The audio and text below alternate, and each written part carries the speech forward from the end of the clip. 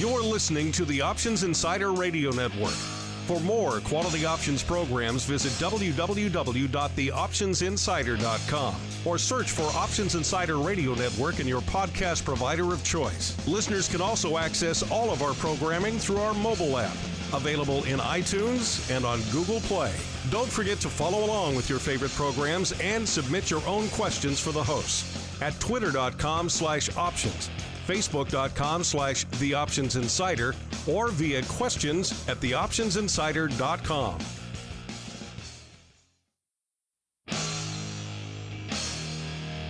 And now, it's time for the show that breaks down the options market. From unusual activity alerts to market updates and trading strategies. If it involves puts and calls, then our all-star panel will break it down.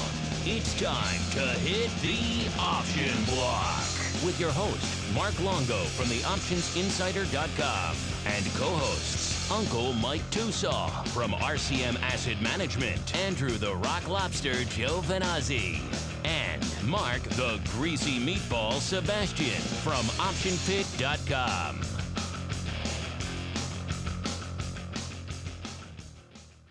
All right, everybody, that rockin' tune means it's time once again for the option block. Everyone's favorite, I know it's certainly my favorite, bi-weekly source for all things options related. A little bit of what's trading today, a little bit of unusual activity, a little bit of education, a little bit of analysis, some strategery, throw in a lot of your listener questions, what's looking ahead to the future of the market, and a lot of other fun stuff, and you mix it all together and you have the option block, this here program, this fine program that we are indeed very proud of. And we've produced many, many hundreds of episodes that we are also very proud of. If you want to go check those out, dig into the archives a little bit, 400 plus hours of options goodness awaits you there, as well as all the other dozen programs on our network. And where could you find them all? Well, of course, start off at the one place for all of our content, one-stop shop, theoptionsinsider.com. You got breaking news in the options market. You got unusual activity. We get into a lot more than we have time to get to on the show here today on the website. Of course, there's education, analysis, all that other fun stuff. It's a heady brew every day over there on the site. You should just check it out. You can see for yourself all the slew of content we have there. And that's not enough for you on the written, on the website. Then, of course, the radio network is just a tab away, and all 13 programs are up there for your listening pleasure. And, of course, if you just want to dive straight into the radio, you're welcome to do so at pretty much any outlet, iTunes, TuneIn, Stitcher, etc., all available there. Just type options in, and you'll find pretty much all of our programs. If most of them should come up, and if they don't for some reason, just type in the specific name of the program you're looking for, and it'll be there for your listening pleasure. And, of course, if all of that was just too much work for you, you just can't be bothered to get up off the couch and hit that subscribe button in iTunes or go to the website, then just go to the iTunes store. It may not be easier. I don't know. Some people think it is. And just grab the app, and then you're done. You do that one thing, and you're done. All the shows delivered instantaneously, however and wherever you want them. So there you go. No shortage of ways for you guys to download and enjoy and stream the content. While you're listening, you have a question, you have a comment. I really have a question about that Andrew guy. He seems a bit dubious. Well, then by all means, fire it off to us. We love to hear from you guys. And speaking of the dubious folks, I am joined by a couple of dubious characters here on the old All-Star panel today. You may be familiar with them by now if you listened to the show a few times. Starting off with he of the most dubiosity. You know him, you love him as the Rock Lobster himself. He is Mr. Andrew Giovinazzi, previously of his many daily appearances on the network. Now he's back to a couple times a week, but we're hoping to get him back on a more regular rotation. In the meantime, he's beaming in from the hinterlands of Maine for your listening pleasure. Mr. Rock Lobster, welcome back to the program, and I'm sure you take the appropriate umbrage of that. Umbrage! Dubious umbrage. highly dubious umbrage, if I do say so myself. Highly dubious. Can I just use big words that make no sense any more than I already do? That's what this show is all about. Throwing out $10 words that don't really make sense in the context. It's fun. $10 words with a nickel's worth of use. Yeah, there we go. There we go. All right, listeners, and beaming in from a little bit closer to home, you know him, you love him as Uncle Mike Tusaw from RCM Wealth Advisors. Uncle Mike, welcome back to the program. To you as well, sir. All right, two things that I need to say. First off, $10 words with a nickel's worth of use. Well, you could kind of explain that like the very far out of the money put spreads or call spreads that some people write. So that's one way to look at it. But the second thing is that I want to claim umbrage as well. I thought I had the most dubiosity of anybody on the show. That's true. You do. You might have claim to the title of most dubiosity. Aha! In which case, and certainly if you didn't before, your analogy to between grammar and out of the money put spreads puts you at the top of the list. I've never heard such a thing in my life, which makes it interesting in and of itself, and also of a high degree of dubiosity, sir. Umbrage withdrawn. There we go. All right. Umbrage suitably withdrawn, dubiosity firmly in place. We're going to keep on rolling right on into the trading block. It's time to break down the latest topics, trades, and trends in the world of options. It's time for the trading block. All right, listeners, if you thought just making up silly new words was all we did on this show, well, you are wrong. You are a far cry from what we actually do here, which is, of course, kicking off in the old trading block where we break down what was moving, what was shaking, what caught our eye in today's session. This is, of course, Thursday. I'm skipping ahead in my mind, listeners. Thursday, October 1st. Hard to believe we're in October already. My mind is just not ready for it to be October yet. I'm still kind of somewhere in the late July, early August timeframe in my mind. I'm not in the fall mood yet, but c'est la vie. The clock moves on with or without me. And I moved on to another interesting session today, listeners. If you just look at the numbers at the end of the day, you'll see some of the major indices, S&P up slightly, Q's up slightly, Dow off slightly. VIX Cash, surprisingly, off about 1.6 handles. So you might think, just kind of a mild day, but there actually was a lot of, as we have become accustomed to, a lot of intraday movement, a lot of intraday vol over there, in a lot of the major indices. Look like S&P, you'd think it was just a very, very quiet day. Actually got down as low as 1900 in the S&P before it bounced right off that very, very pivotal level. Got all the way up on the upside to nearly 1930, about 1927 or so, before settling out in this range right around 1922 or so. So a lot of intraday vol being reflected out there of late. Not ton. I'm looking at the contracts. Not a ton of contracts out in the S today, which I think might be a little bit more than you expect, but still a fairly robust day. 800 some odd thousand. Most contracts out there would kill for those kinds of numbers, and again, that's a beefy, meaty contract. So bear that in mind when you're talking over there at the S. But of course, we did see September go into the record books. That means Q3 also went into the record books as well. And looking back at it, Q3, not perhaps the most banner month for the bulls. S&P off 2.6% in September. That means it was off for Q3. That means it was also off back-to-back quarters for the first time in 4 years.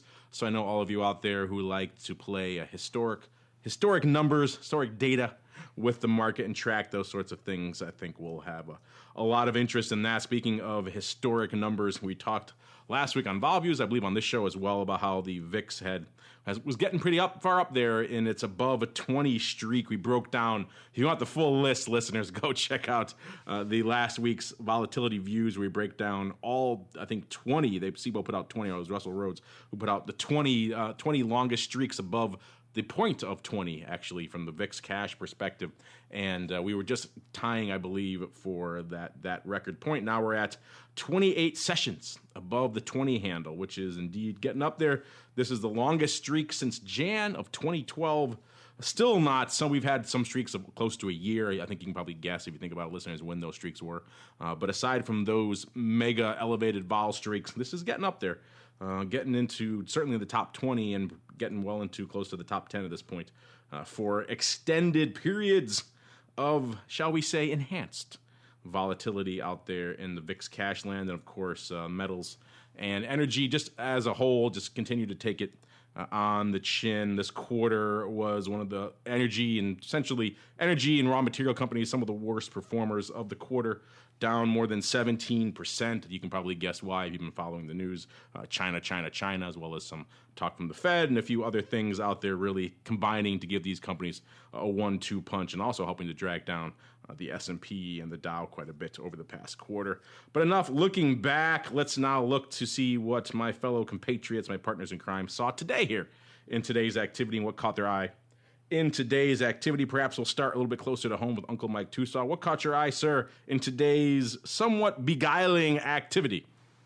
beguiling to say the least. I would think the main thing that but the main thing that really caught my eye today was just this is a classic V bottom in the marketplace today almost, in that we really had a lot of selling going on until midday.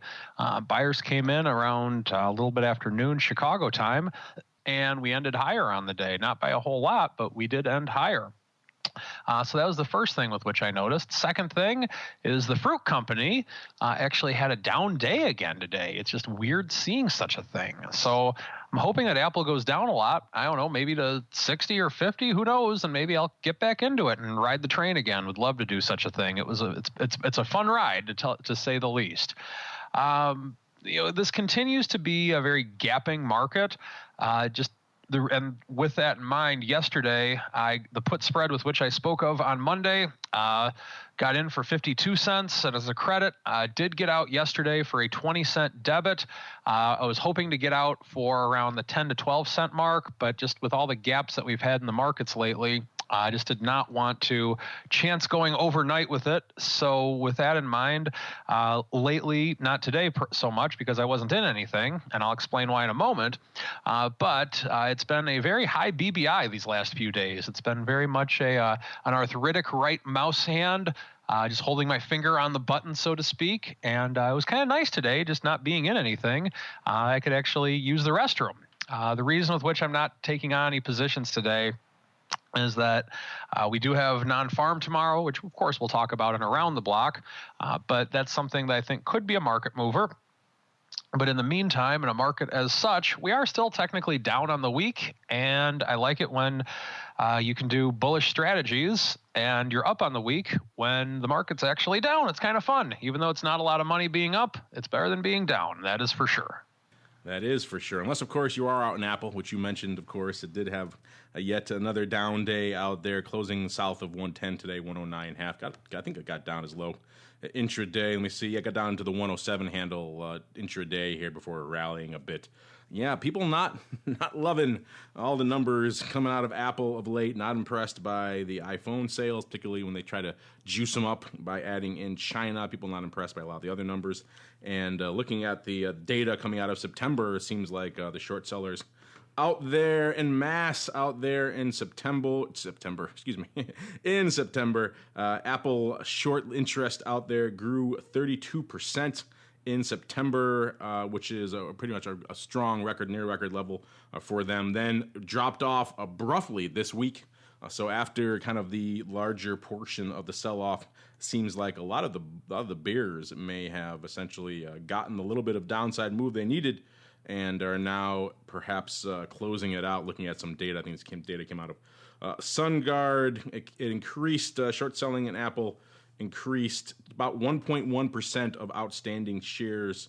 That was the level it was in July. 1.6% of outstanding shares were short in mid-September. That's a pretty high level for them as well, but it's below the overall average you're seeing for most tech companies, which is nearly 3%, about 2.7%. So clearly a lot of dogs floating around out there in the tech realm. They make that number perhaps skew it a little bit to the upside, but Apple still 1.6% is nothing to sneeze at when it comes to Apple. Of course, a lot of shares outstanding on Apple as well. So that's some sizable float on the short side, and those folks at least smiling a little bit today. Looking at the volume numbers coming out of Apple, just under their ADV today, doing about 900,000 contracts short of.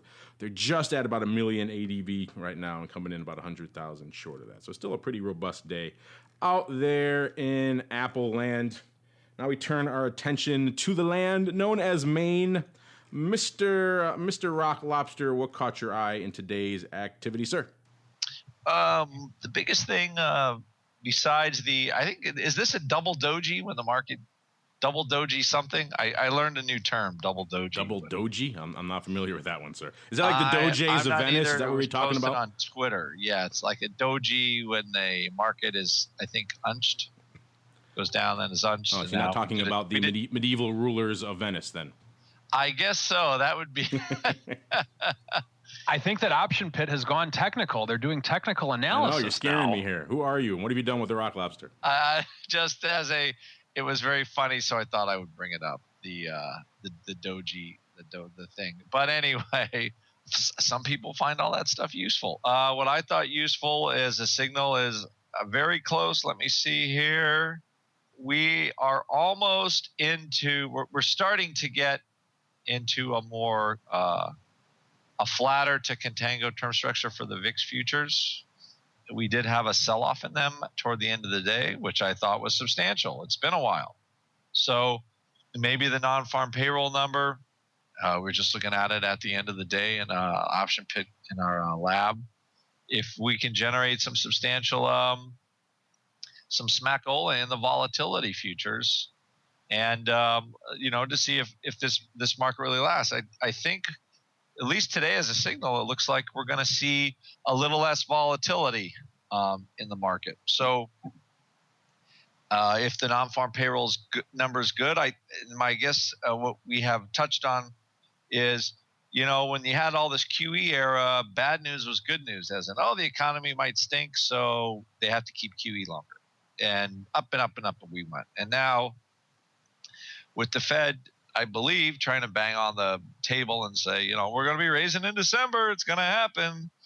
Right now, in order for stocks to really, catch a bid again, we need good news. You need growth. You need global growth. You need, some demand for commodities again, stuff like that. So, if we do get a good jobs number, that might send stocks, a little higher. Doesn't mean they're going to be a lot higher, but a little higher, and that is usually a recipe for some volatility destruction. So that's what I'm looking for tomorrow out of the, at least that's the signal today. The only thing I just mention one thing about Apple.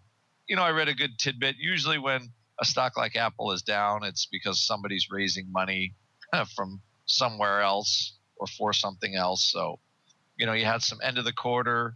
I was reading somewhere about, there could be some fund redemptions because there was a lot of cash. So you sell Apple because if you've owned it for the year, you're probably up some serious dough. And that's how you raise money. You sell the stuff that's up. So that could be that. And, as the end of the quarter draws away, we'll see if Apple still kind of gets pounded down. But that's my 2 cents for the day. Well, I'll do some research into your dogie, your double dogie out there, and I guess I'm not up on my technical parlance these days, but we are watching. This is the first of the month, listeners. I know you guys like some options numbers for the month that was. We don't have all of them in yet. They're surprisingly a little bit slow on the trigger today. It looks like a few people have reported in SIBO and ISE, but not the overall OCC official numbers yet, so we'll have those for you on Monday's show.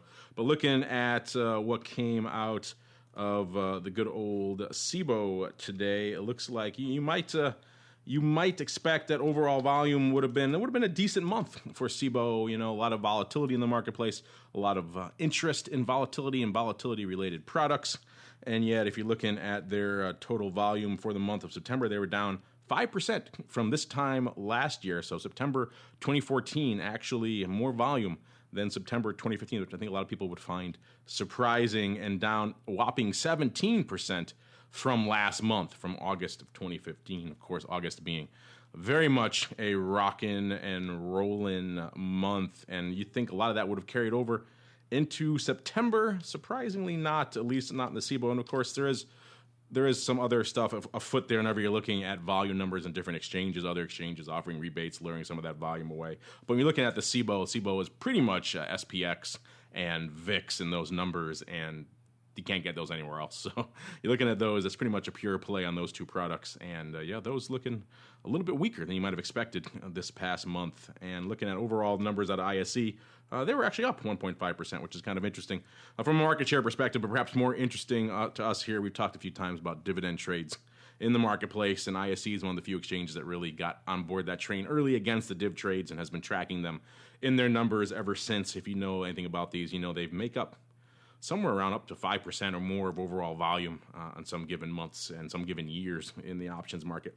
Last month, only about 0.2%. So that's good, perhaps showing some of the tweaks and the changes they've made over there at the Options Clearing Corp to try to reduce that volume, actually having a little bit of an effect, which I think is a good thing. And before we move out of the of the old trading block. Of course, we touched on a little bit at the top. We should touch a little bit more on just what's going on out there in the commodity landscape, because we said it has been a pretty rough time. It started off Monday. Of course, it's been going for a while out in oil, of course, and gold's been rocking and rolling ever since July, pretty much ever since we did that episode about the gold storm on the horizon. It was almost probably one of our best timed episodes ever, because gold has been quite stormy ever since. And of course, this last Monday, the 28th, was a bit of a tumultuous one for the commodity scene. Of course, Alcoa, that veteran name out there in the metal space and the largest U.S. aluminum producer, they're going to break up into a couple small companies. On the flip side, we've been talking about oil exploration being a big issue in our odd block listeners. A lot of companies cutting back on that. Of course, Shell coming out saying they're potentially abandoning drilling in the U.S. Arctic after they spent $7 billion in that region. So the two of those things really just piled in for a double whammy on commodities pretty much across the board, metals and energy. In fact, if you look at the Bloomberg Commodities Index that tracks 22 different raw materials, that's down pretty much 50%. That's, of course, going back a little bit since the high of 2011. Currently now at its lowest level since 1999. So you have to go back 16 years to see commodities at similar levels. And if you pull them out of the S&P, of the 10 worst S&P names in terms of stock performance, 8 of them are pretty much commodities related. So interesting time, a bit of a rough time for the folks out there in commodity related products. Hence why Uncle Mike perhaps having a bit of a higher BBI than usual out there. But now, of course, it's time for us to keep on rolling with the program right on into the Odd Block.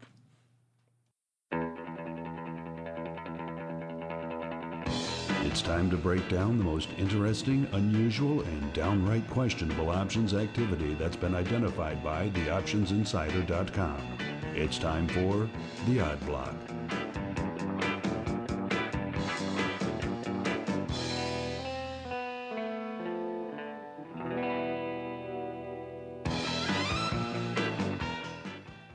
All right, everybody, welcome to the Odd Block. This is indeed the portion of the program where we break down what is moving, what is shaking, what is rocking, what is rolling, and indeed what caught our eye behind the scenes in the options market today. Some of the weirder, the wilder, somewhat head-scratching paper that caught our attention today.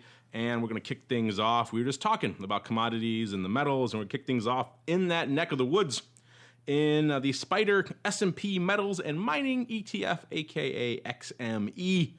Closing today, $16.57, down about 15 cents, or nearly 1% on the day. It's a name that does decent volume, about 8,000 contracts and change on a given day. Doing well more than that today, doing about 42,000 contracts today. So a very, very robust day out here in XME. And all this talk we just had about things looking dire for metals and metals essentially in exploration, all just taking it on the chin.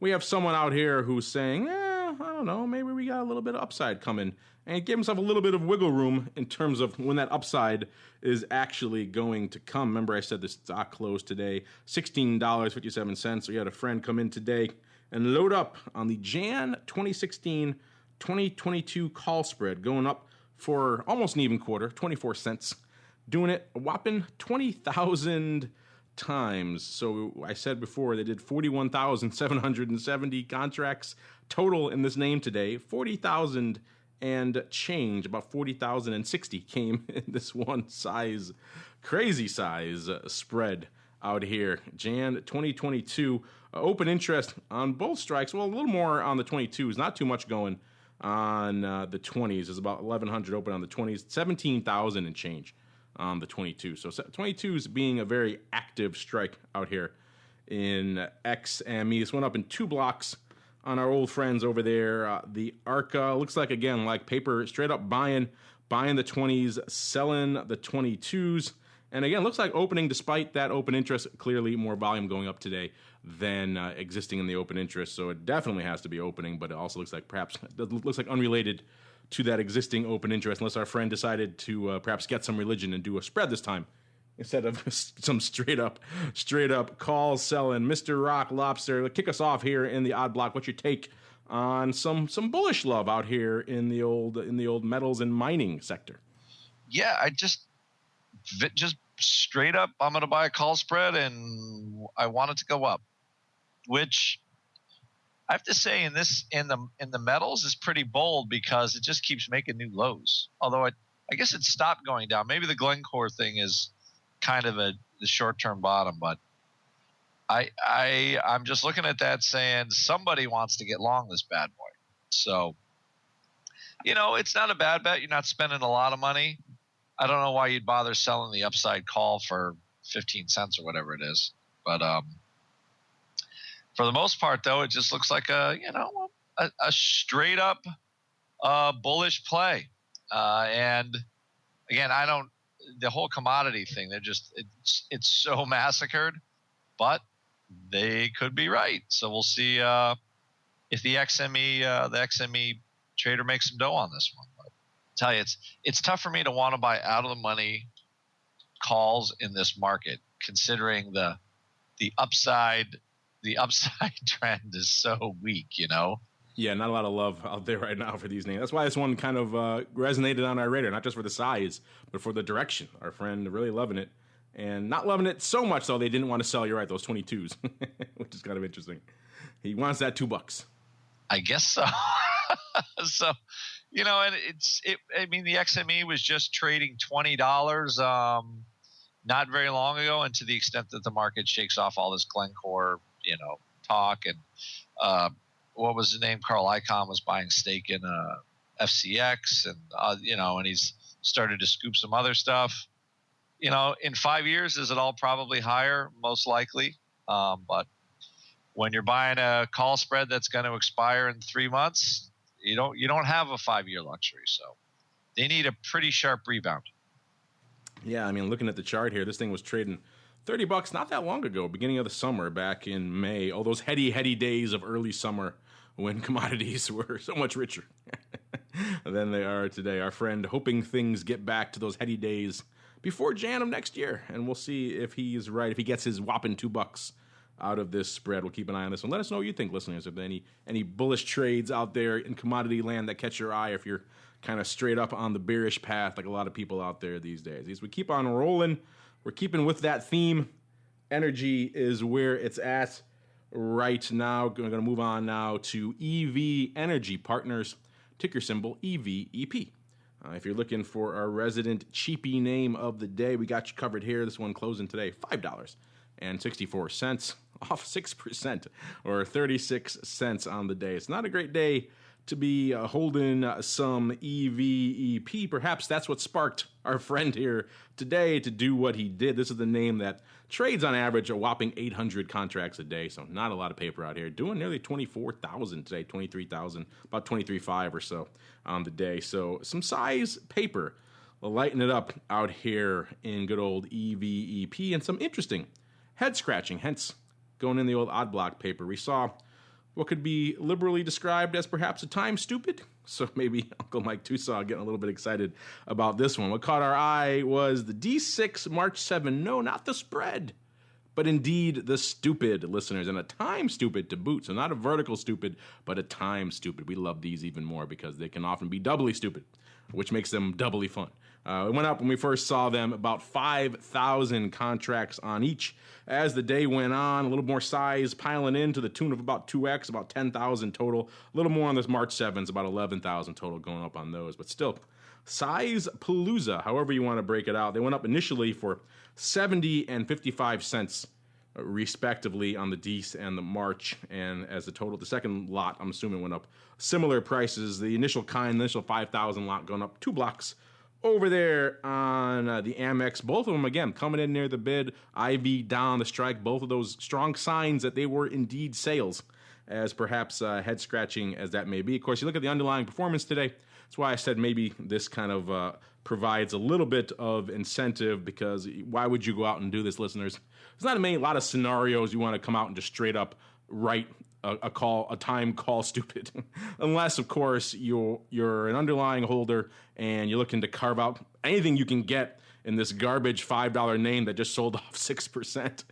Maybe you want to get a little bit of yield out of this thing, in which case maybe a time stupid not the worst thing I've heard of. I as I said many times, I prefer often to fixate my liquidity on the strikes, on the smallest number of strikes possible, not spread them out. But there is perhaps some reasoning behind this. Maybe they can get a little bit off, a little bit better, more favorable prices if they spread it out a little bit. Maybe there's some vol or other considerations they wanted to ratio it a little bit on those ways. There are a few reasons why you may want to do this, but most of them seem to trace back to someone probably sitting on a boatload of stock and probably deciding, I need to get a little bit of something for this. Because if you look at a chart here, good old EVEP going back about 6 or so months, and it hasn't exactly been robust times for them. They were also in those heady days of May, not exactly trading about $16. So this thing's pretty much a third of what it once was. So our friend here deciding, I'm going to give up whatever upside is left in this thing in the near term for some money I can have right now. And so doing that for some size.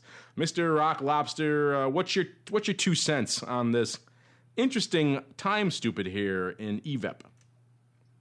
I think all I would say in EVEP is they are giving up on the upside. It just oil's not going up anytime soon. They're going to take the yield they can get and call it a day. The whole MLP thing is dead. It's dead until, we start producing again, the volumes start growing again, and all that stuff. So it's pretty much, I just think it's a symptom of the times. I mean, a year ago, EVEP was trading $40, and it was generating a pretty big dividend. Now, there's just that those people are starting to discount all those cash flows, and there's just not a lot of dough there. So, you know what? We'll make dough the old-fashioned way. We will write calls against our equity position and wait. That's how E.F. Hutton did it, right? I believe so. The old-fashioned way. We write calls in size. We earned it. That's an old-school reference for, I'm sure, many of our listeners are scratching their head. What the heck is he talking about? Instead of dwelling on that, though, listeners, let's keep on rolling into our final name.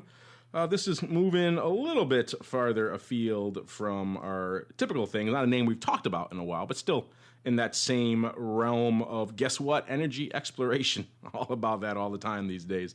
This one, I don't think we've had him on before, at least not in a while. This is Apache Corporation, ticker symbol APA, trading today $39.72. Actually up on the day, one of the few energy exploration names getting a little bit of lift today, up about 50 cents or a little over 1%. On the day. It's the name that does about 11,000 contracts a day, so a fairly active name. And today, just blowing the doors off that, pretty much 10x that, 115,000 contracts going up out there in Apache, and about 11, nearly 12 to 1 puts over calls, 106,000 puts over 9,000 calls. That should tell you what caught our attention today out here in Apache, listeners.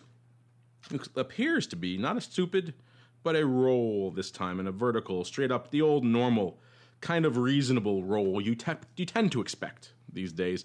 In particular, what caught our eye was the Nov 6, the weekly, so the Nov expiring November 6 weeklies on the put side. The Nov 36.5 40 put spread going up for $1.24, and looks like paper selling 50,800 times, about 51,000 times total on the day. That went up in 2, shall we say, sizable blocks over there on the Philly. So that's interesting execution in and of itself. That's some size. And if you look at the open interest on these strikes, listeners, you'll see why we think it's a roll. Because on the 36 halves, guess what? Whopping nearly 51,000 open on that strike, and on the Nov 40 puts, pretty much zero. Actually, exactly zero. So surprise, appears to be a bit of a roll, buying back those 36 half puts and rolling them up a little bit meatier, a little bit closer to the fire. In fact, a little bit in the money puts now on that 40 handle. Our friend here deciding he was sleeping too well at night. He wanted to get a little bit closer to the action. Mr. Rock Lobster closes out here on this pretty sizable roll here in good old Apache. Yeah, I like the way you put that. He was sleeping too well, so he wanted to roll closer to the fire. Set his bed sheets on fire. That is somebody who is very bullish and very confident that oil prices are going to hold up here. That's all I'm going to say about that one. why you wouldn't just wait around for the extra. This is what I don't get about that trade. So how much money is left in the put that he's short, right? This is still a fair amount. Yeah, the put that he's short, there's still some money in there, right? $1 and change or something. And when he rolls, he's only going to get, he obviously he took in a $2 credit, so he's closed out the one, but he could have made $1 in the other one, and he's not getting a bunch more. He's doing $1.24.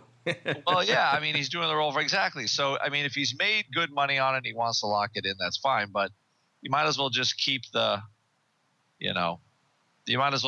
dollar, let that one go out worthless, and it's, still pretty far out of the money. Yeah, net, he hasn't done much for himself on a pure net basis.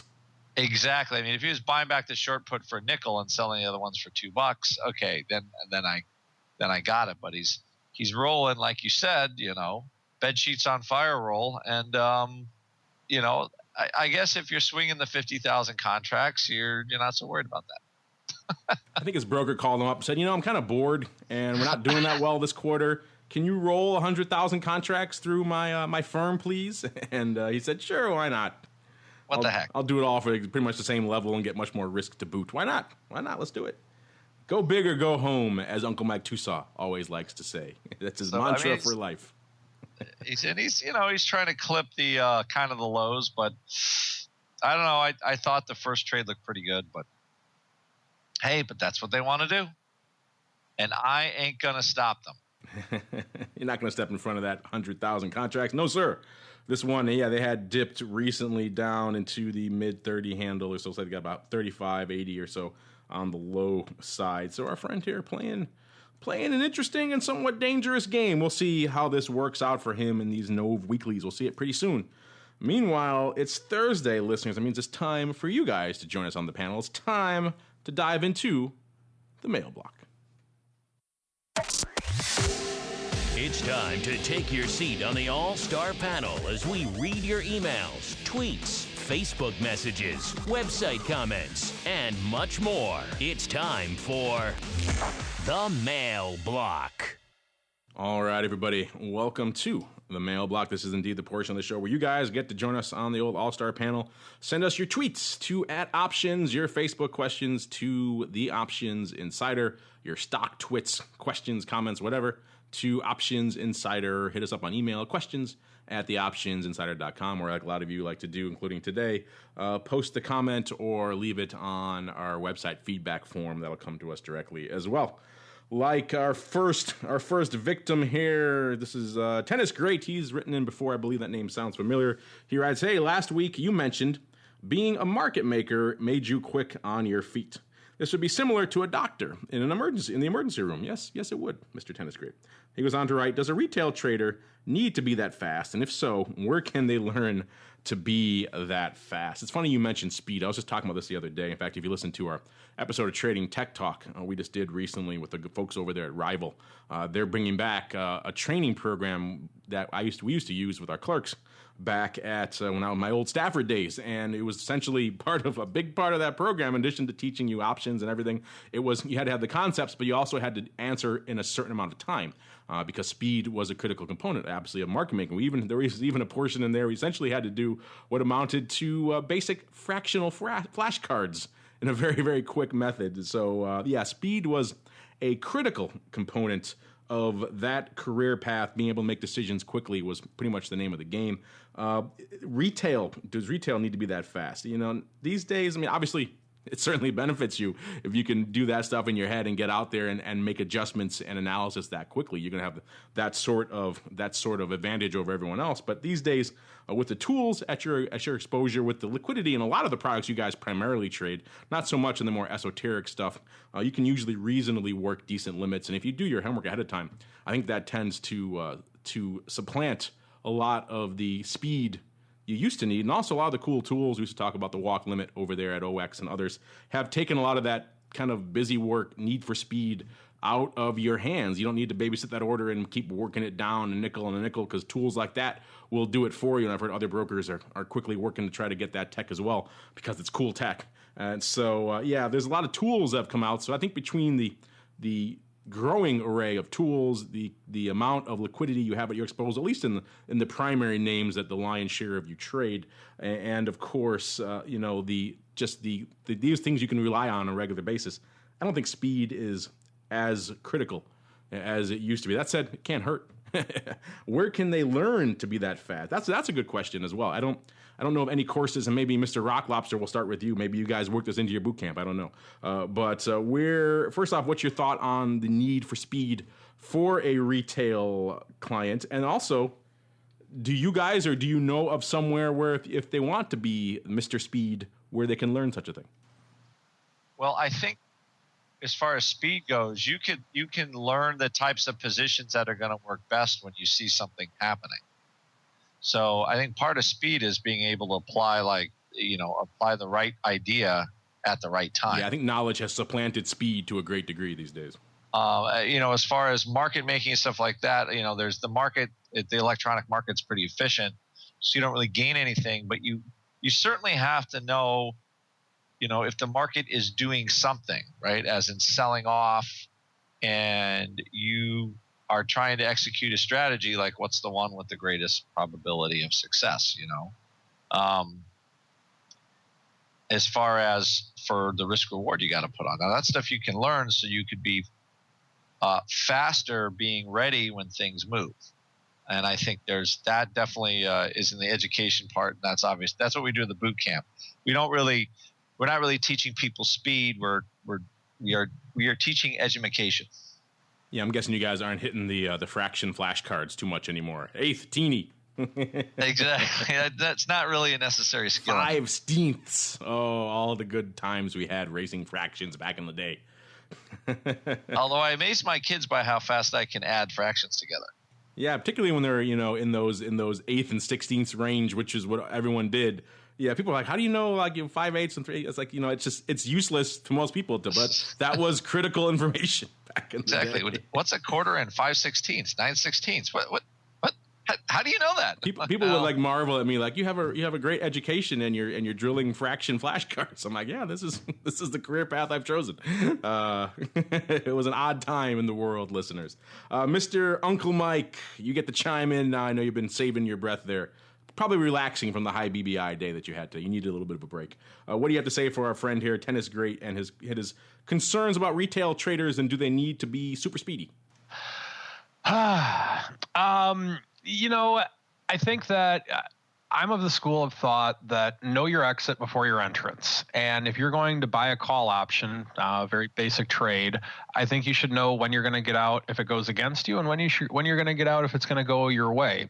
There shouldn't really be a lot of time for debate if it's something like that.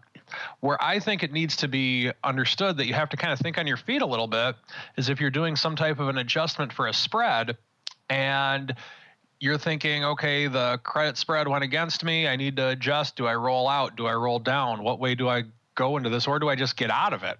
What do I do? At that stage, though, you should have a general idea of 2 or 3 choices. Usually, I like to have 2 choices in mind before any of that happens, to where I'll look at my screen every morning and say, okay, if this one goes against me, I'm going to look to do either A or B. And at that point in time, then it makes it a much easier thing to do as opposed to trying to figure something out on the fly and really think fast.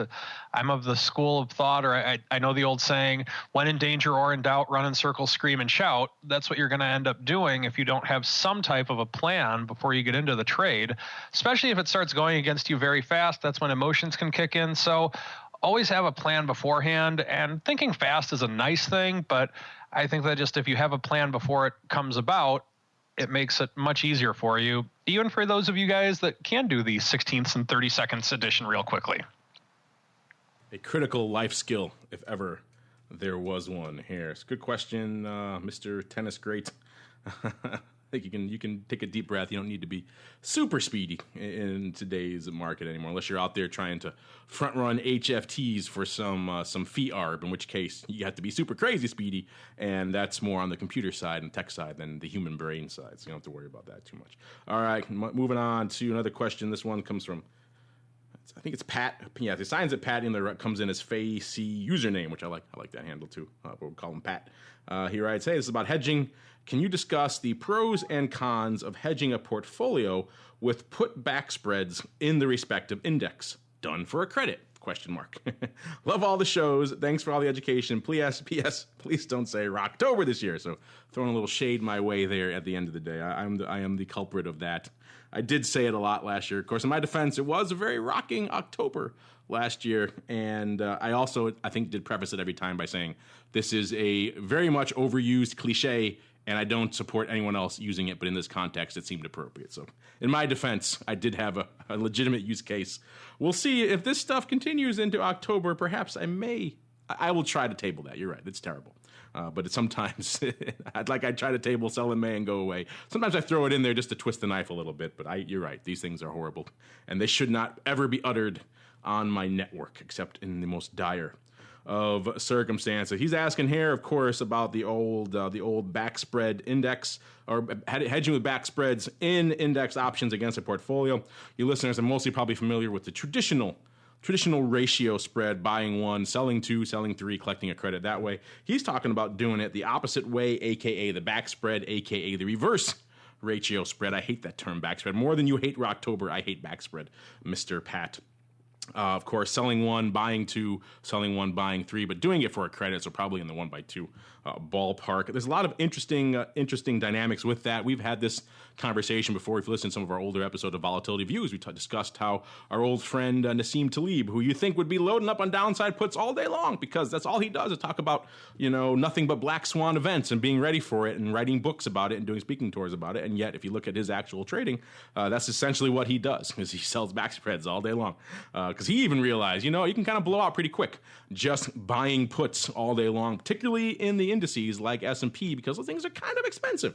And if you don't go through some methodology, hence we talk about a lot on the show, what Uncle Mike is always doing to roll puts and put spreads, and Andrew, a lot of what the pros do in the options world is trying to figure out ways to pay for that protection. And that's where all the rub comes in this case. Uncle Mike's, and this falls clearly in your area of paying for protection. And I'm trying to think, we talk a lot, you like to roll your put spreads and you like to do your time put spreads. I don't think you've ever really weighed in on love of, for or against the back spread. So now here's your chance. What do you think of actually using a nice back spread in the index to hedge a broad portfolio versus just going out and buying the put? Many thoughts on that. First off, I'd like to refer to episode number 167 through 192. That was the stage of life with which Apple was having very active earnings announcements, and volatility on Apple was very low. I was very much into the back spread before earnings announcements as a hedge at that stage of time. Oh, that's in the mists of time. Who remembers that? I can clearly be forgiven for misremembering that. Oh, absolutely. I totally agree. But just so the listeners are aware, I just made up those episode numbers. Really don't go to those because I don't remember it quite as well myself. But typically when I would use a back spread, it would be if I felt that it would be before a big event, and if I felt that volatility was very low. If you're doing a put back spread for a credit, it's really a bogus credit when you think about it. The reason I say that is, let's say XYZ stock's at 50 and you sell the 45 put. Well, if XYZ stock never moves, then that 45 put premium is yours to keep. Well, I guess it's yours to keep to begin with, but the obligation is up and you get the premium on it. And it's a trade with which time decay is working in your favor. If you're doing a back spread and you're doing it for a credit, then what's happening is that you're actually setting it up in such a way to where you are buying an you're selling a deep in the money option to create the credit to finance the cost of those two at the money or possibly out of the money options. And by selling a deep in the money option, so for example, XYZ stocks at 50, you sell the 60 put and you get a $11 credit. Well, 10 of that $11 is intrinsic value. And you buy 2 of the 45 puts for $1 each. Well, yeah, you got this nice huge credit on it, but it's really a bogus credit, meaning it's not going to benefit you from the standpoint of time decay. So number one, have an understanding of that. Number two, I think that it would make sense if your sentiment is that implied volatility is low and you feel there's going to be a large market move. So let's say, for example, going to my example, XYZ stocks at 50. And this is kind of a crazy example. I don't know if you'd ever really use strike prices that far apart, but let's say that you sold the 60 put for an $11 credit to buy 2 45 puts for $1 each. Well, by doing that, let's say that the stock goes from 50 to 55. Well, right there, you're going to make your money on that short put. To the money that you would make on that short put would make up for the money that you would lose on those 2 long puts. Now, let's say that the market goes down to 0. Well, that being the case, then you did pretty well with that one of those 2 long puts that you bought. Now, granted, you would have lost approximately $4 on the short put, but the money with which you would make on those long puts would make up for all the ride down. It's basically, it's a complicated downside put if it were to go to 0 in theory. So the way with which you get burned is what I think you need to look at on this and have a good understanding of it. You're going to get burned if the market's going to stay the same because of the fact that in my example, the $1 of time value that's in the short put, that'll benefit you. However, the $2 in those 2 long puts will hurt you, and losing 2 and making 1 comes out to a losing trade. Now, once again, this is an oversimplified example. I'm just kind of shooting from the hip here, but the concept of what I just said will apply to pretty much any stock or indice. So I like the idea of using a back spread as a hedge, the way with which it was described, if you feel that implied volatility is low, meaning that you feel options are cheap in the options with which you're using, and you feel that there's going to be a lot of movement in what you're hedging. Once again, the classic example of this, and I wish I could search the exact episodes for this. It seemed like I did this like 4 quarters in a row with Apple back in the day. Would be, I really felt that there would be a big movement on earnings, and this was on my first ride up with Apple. I felt there would be a big move on earnings, so I would do this on Apple, and sure enough, Apple would have a really big move one way or another, and the spread would pay off pretty well. I'd do a few other things with it, but that was the main basis of what I was doing. So if you have that scenario, I think it makes sense. I think it's a wonderful thing, but if you're concerned with time decay, I think that there's other ways with which to do it.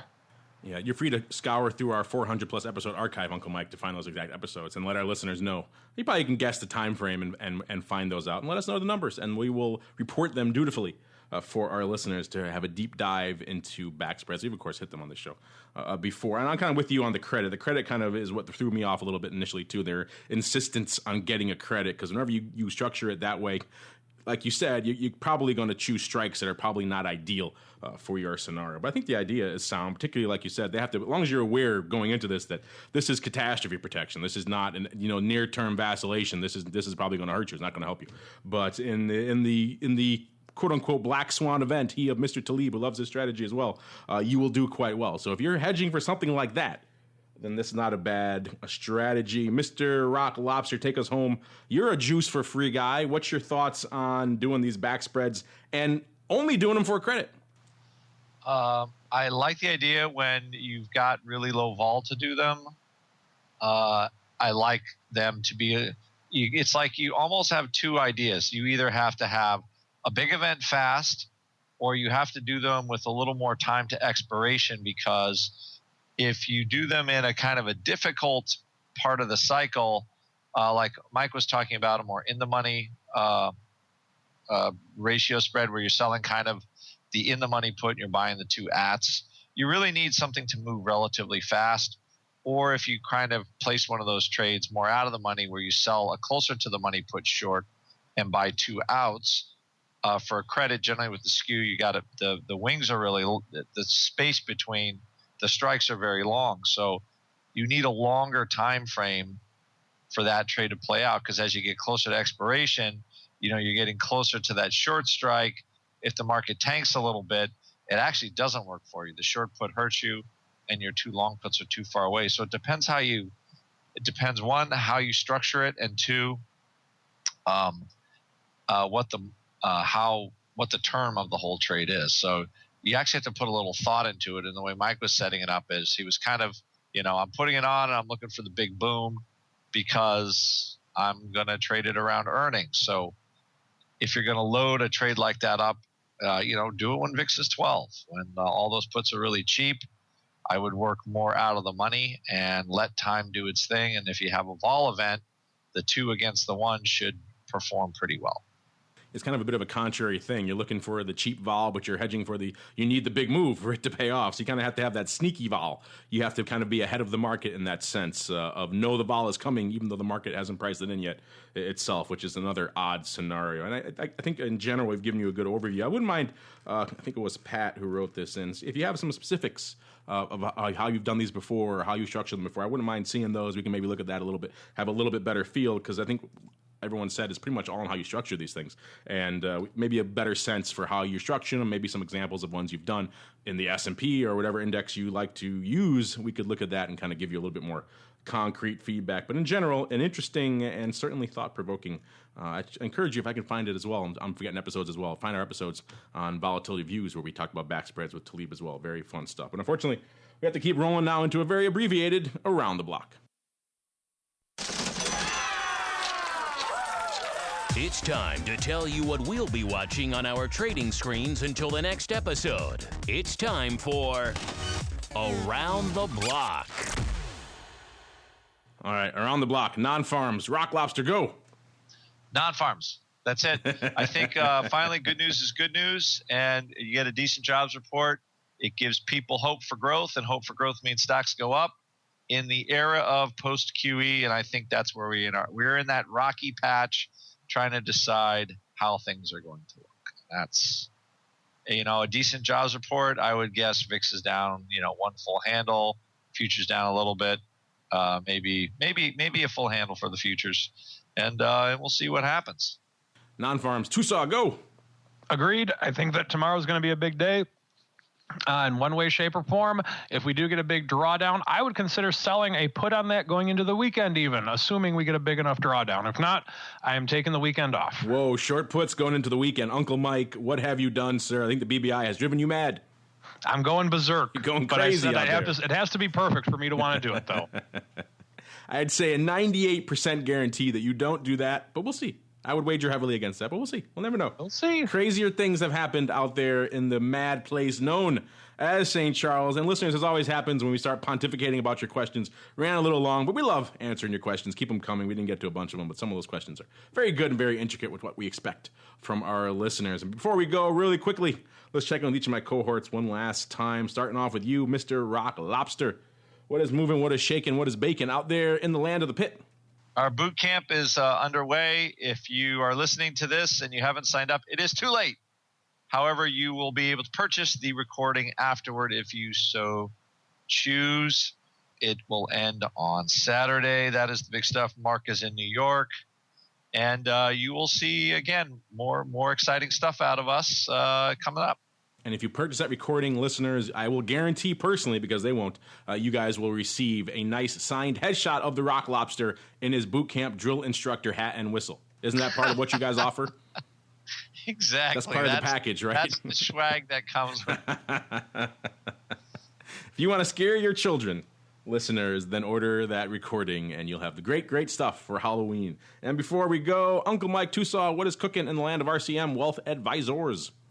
If you would like someone to help you navigate through these crazy waters with which we call the markets, feel free to contact me at any time, 312-212-3531, or send me an email at mtosaw@rcmfs.com. All right, everybody, on behalf of the Rock Lobster and Uncle Mike, and indeed myself, I want to thank all of you out there in the listening audience for downloading and streaming and subscribing to the show, and of course for sending in such great and intricate questions. Keep them coming. We love to hear from you guys, and we'll see you next time right here on the Option Block.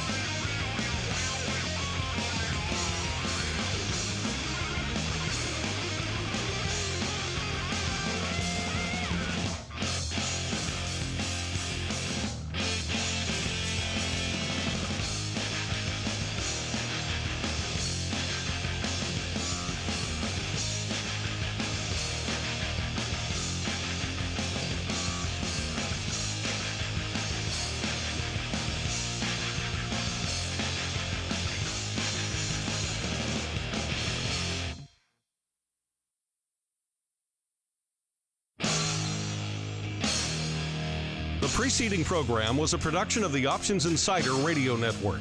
For more quality options programs, visit www.theoptionsinsider.com or search for Options Insider Radio Network in your podcast provider of choice. Listeners can also access all of our programming through our mobile app, available in iTunes and on Google Play.